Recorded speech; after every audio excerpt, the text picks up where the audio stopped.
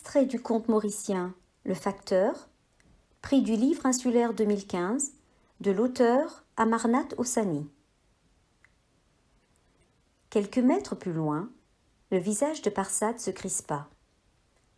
À chaque fois qu'il passait devant Carreau Sapin, le facteur était envahi d'une grande tristesse. Il ne pouvait s'imaginer que des gens puissent y vivre dans des cabanes en feuilles de tôle qui tenaient à peine ensemble. À son affectation dans le quartier, le vieux facteur avait été témoin de l'arrivée de ces squatters sur les flancs de la colline. Hommes, femmes et enfants travaillaient dur pour se construire un abri. Je me demande si les enfants qui habitent ici croient au Père Noël, se dit Parsad. Au moment où il allait continuer sa tournée, une voix timide l'appela. « Monsieur Facteur, Monsieur Facteur, Monsieur le facteur !» Parsad se retourna et aperçut une fillette qui se tenait sous le flamboyant, trônant sur le flanc de la colline. Paré de ses fleurs rouges vifs, l'arbre majestueux rayonnait dans un paysage d'herbes jaunies et de buissons secs. La petite portait une robe en lambeaux et tenait une vieille poupée précieusement serrée contre sa poitrine. Son visage pâle et maigre était éclairé par un regard candide. Le facteur lui sourit gentiment. « Oui, Motifi ? Oui, ma fille ?» La petite fille le fixa, la bouche grande ouverte. « Ou capable envoyer une lettre pour Noël pour moi ?» supplia-t-elle. « Pouvez-vous envoyer une lettre au Père Noël de ma part ?» Parsad eut un pincement au cœur. « Qui te vous demande, bonhomme Noël, Motifi ? Que veux-tu demander au Père Noël, ma fille ?»« Banzouzou, gâteau, côte, robe, une quantité d'affaires. Des jouets, des gâteaux, des cartes, des robes, beaucoup de choses. » Le vieux facteur en eut les larmes aux yeux. Il prit la petite fille par la main et la raccompagna sous le grand flamboyant. Il s'installa sur l'herbe, sortit machinalement un carnet de sa sacoche et l'ouvrit. Il pointa sa plume sur la feuille blanche et commença à écrire. « Cher Père Noël. » Soudain, une brise s'éleva et caressa les joues de Parsad. Elle souffla légèrement entre les branches et les feuilles du flamboyant. Aussitôt, les pétales rouges tombèrent comme des confettis.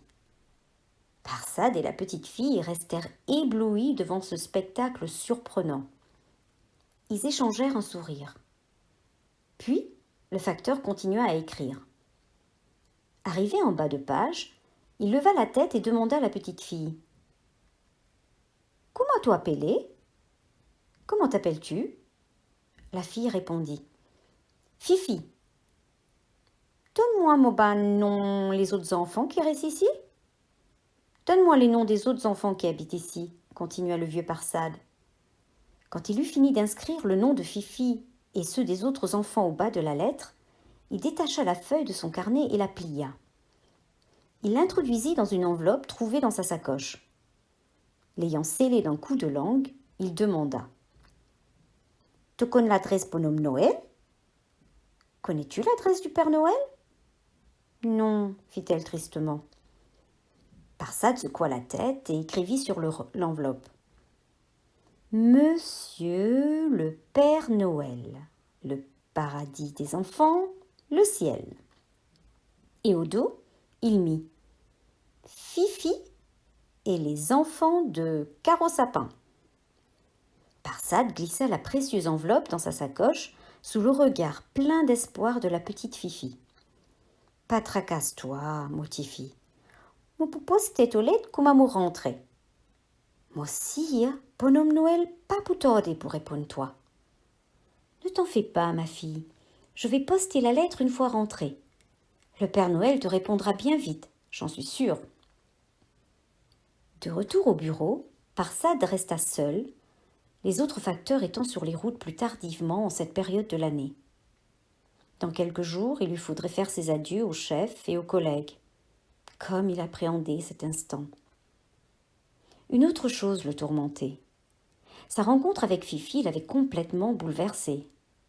Il ressentait à présent le besoin de réaliser le rêve des enfants de Caro Sapin.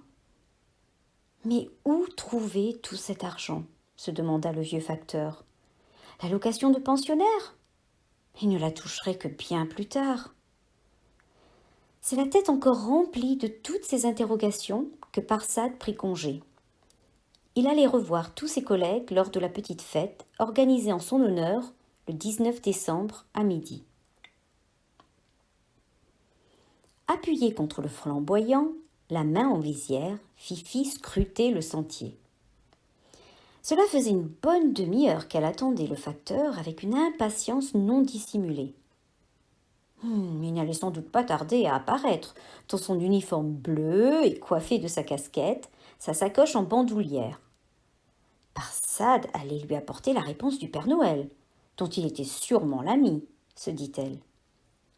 Soudain, une voix sévère se fit entendre.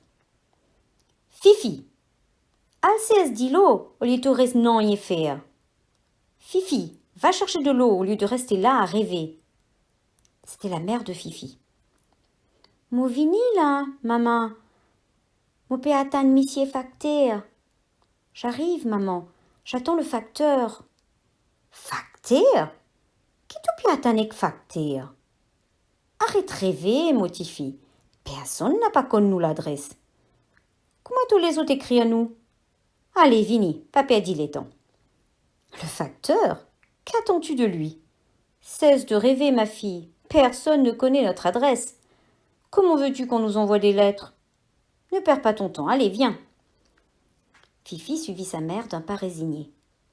De toute façon, l'heure de la tournée du facteur était déjà passée. Ce vendredi 19 décembre, à midi, tous les collègues de bureau étaient présents.